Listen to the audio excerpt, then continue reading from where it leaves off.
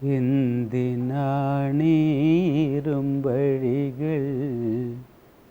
എന്തിനാണീ ജയിലുകൾ? എൻ്റെ നാട്ടിൽ എനിക്കു ചുറ്റും എന്തിനീരുംവഴികൾ, എന്തിനീരുംവഴികൾ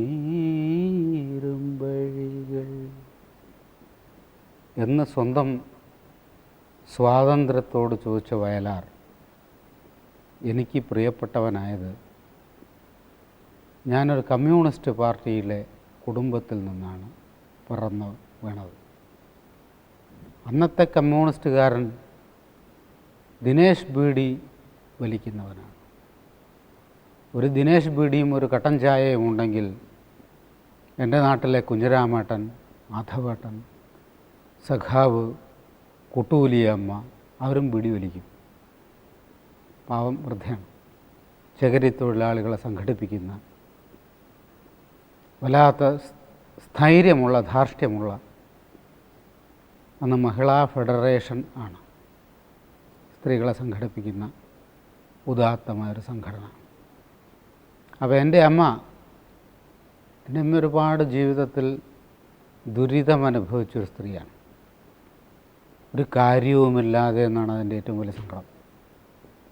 കോഴിക്കോട് നഗരത്തിലെ ഇന്ന് കോടിക്കണക്കിന് വില മതിക്കുന്ന ഒരേക്കർ പറമ്പിൽ അന്തസ്സുള്ളൊരു തറവാട്ടിലാണ് എൻ്റെ അമ്മ ജനിച്ചത്. അമ്മയുടെ അച്ഛൻ ജ്യോതിഷം, വൈദ്യം, സംസ്കൃതം, വ്യാകരണം ഇതിലെല്ലാം ധിഷണാശാലിയായ ഒരു മനുഷ്യനായിരുന്നു. അമ്മയെ 5-ാം വയസ്സ് മുതൽ നമ്മുടെ അച്ഛൻ സംഗീതം പഠിപ്പിച്ചു.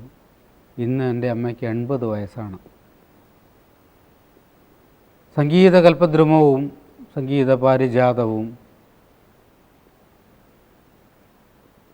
ഇപ്പോഴും അമ്മയ്ക്ക് ഹൃദിസ്ഥമാണ്. മധുമൊഴി രാധേ നിന്നെ തേടി